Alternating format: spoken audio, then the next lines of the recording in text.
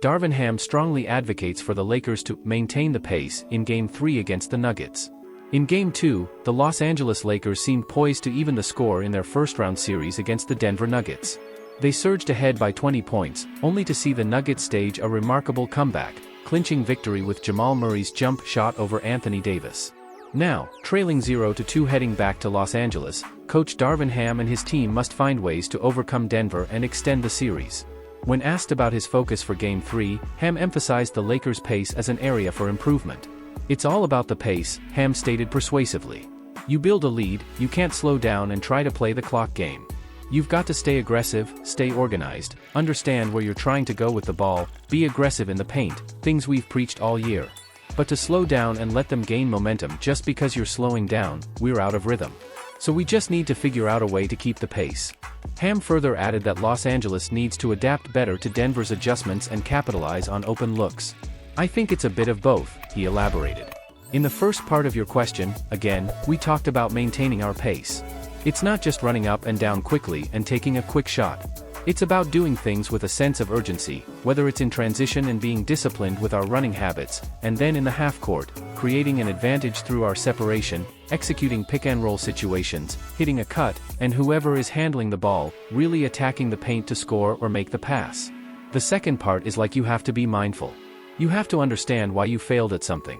It's not just, okay, you failed, let's scratch that whole plan and go this way. No. You have to understand everything in detail. That's the big advantage of film. It reveals that when you calm down and release emotions, it's an emotional game, and then you go back and watch the film and you're able to make an intelligent decision about staying the course or changing things completely. I think it's never entirely one or the other, it's a bit of both." While Anthony Davis believes the Lakers sometimes reach moments of uncertainty, Ham disagrees, stating that he believes the coaching staff has kept them organized. Nevertheless, Ham, Davis, and the rest of the roster need to find a way to get on the same page if they want to end their losing streak against the Nuggets. Magic Johnson, typically active on Twitter with reactions to Lakers games, admitted he was too devastated to tweet after their Game 2 loss.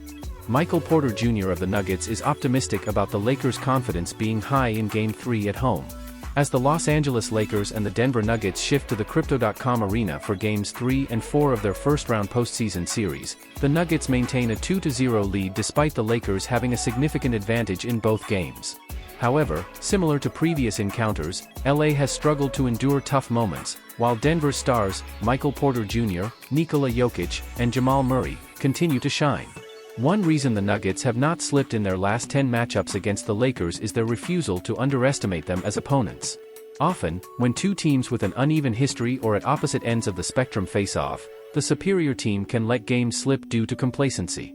Yet, Denver has consistently shown utmost respect for the Lakers. Porter furthered this sentiment during a Nuggets practice in Los Angeles before Thursday's Game 3. He acknowledged what the Lakers have achieved in the first two games despite not securing a win, as reported by DNVR Nuggets. "They're going to come out very aggressive. They showed they can play with us at home. They've been up in both games. If I'm on their team, I'm sure they have a lot of confidence just knowing they've been in both games, had big leads. So, going back home, I'm sure they feel confident, so we know we've got to go in there and handle business." The Lakers have put up quite a fight against the Nuggets in the last 10 games, even though they're 0-10 in that span. If Jokic, Porter, Murray, and company aren't careful, LA could certainly steal a game or two. That's precisely what they aim to do on Thursday in Game 3. Meanwhile, Porter and the Nuggets strive to avoid complacency to secure their 11th consecutive victory. LeBron James, Lakers need to close out better against the Nuggets. Los Angeles suffered perhaps one of its worst defeats in recent memory, allowing Denver to come back from a 20-point deficit and steal Game 2 at home. It was a gut punch for the Lakers, who have now lost 10 consecutive games to the Nuggets and don't seem any closer to overcoming this obstacle. LeBron James visibly fatigued in the second half after playing hard on both ends of the court. James subbed himself out a few times, although he emptied the tank in the fourth with some clutch shots. James himself admitted that he and the team need to improve execution throughout all 48 minutes. Taurean Prince emphasizes how the Lakers bench can produce more effectively. The Los Angeles Lakers bench production has been lacking in the postseason, extending from the end of the regular season. However, in the first two games of the Lakers' first-round matchup against the Denver Nuggets, they only managed 17 bench points, all of which came from Taurean Prince. For the purple and gold to have any chance of turning the series around, They need more scoring from the bench to complement the starters. Spencer Dinwiddie and Gabe Vincent must be more aggressive in seeking their shots and avoid forcing plays that could negatively impact the game. As Game 3 approaches, perhaps being back at the Crypto.com arena will help the bench, as the idea is that players perform better at home. However, Prince believes that the other bench players should let the game flow and be aggressive when the opportunity arises. "I think that just comes with the flow," said Prince. "I think sometimes that's just how the game goes, and we understand that.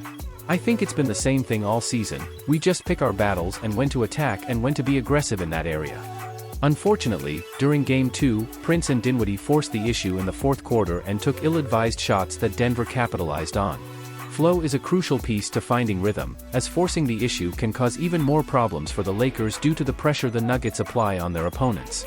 Depth is something LA prides itself on heading into this season, and there's no better time to showcase that than in a do-or-die Game 3. Every player will need to step up, and the bench must do its job in outplaying a weak Denver bench that lacks many scoring threats. Taurean Prince, Lakers know they can be dangerous regardless of who's in the lineup. Two key pieces missing from the team are Jared Vanderbilt and Christian Wood, who can provide the skill set the Lakers need in this series. Vanderbilt with his perimeter defense and Wood with his rebounding ability and scoring prowess. But LA needs to soldier on without these two, at least potentially until Game 4. As all eyes turn to Game 3 and perhaps extending the series a bit further, Prince knows the team can be dangerous, regardless of who's in or out of the lineup. Anthony Davis has delivered scathing criticism to the NBA after not being named a finalist for the Defensive Player of the Year award. Davis accused the league of having a bias against him, feeling snubbed after being excluded from the list of finalists for the NBA's Defensive Player of the Year award. "I'll never understand," Davis told ESPN when asked about the award. "They're just not going to give it to me. The league doesn't like me. I'm the best defensive player in the league. I can guard any position, from 1 to 5. I can defend the pick and roll better than anyone in the league, especially among big men. I block shots. I grab rebounds. I don't know what else to do. I'm tired of it. I'll just do what I have to do to help the team win and try to play for a championship. Individual recognitions and awards, I don't even care about them anymore." Gobert, Wembanyama, and Adebayo are the finalists for the NBA Defensive Player of the Year award. Davis failed to make the final list led by three-time NBA Defensive Player of the Year, Rudy Gobert, despite finishing the regular season as one of only two players to average 2 blocks and 1 steal per game. Miami Heat's Bam Adebayo and the frontrunner for Rookie of the Year, Victor Wembanyama from the San Antonio Spurs, are the other two finalists. This season, Davis averaged 2.3 blocks and 1.2 steals per game. "I can block shots, I can help from the weak side, I can guard anyone, I can defend the pick and roll, I can guard the point guard and then recover to the center and cut off the lob, I can guard in the post, I can guard the cutter," Davis elaborated to ESPN. "Whatever it is. Whatever defensively, I can do it." Davis has never won the award. He has been a finalist only twice, and the closest he came to winning was during the 2019-20 season when Giannis Antetokounmpo took home the honor.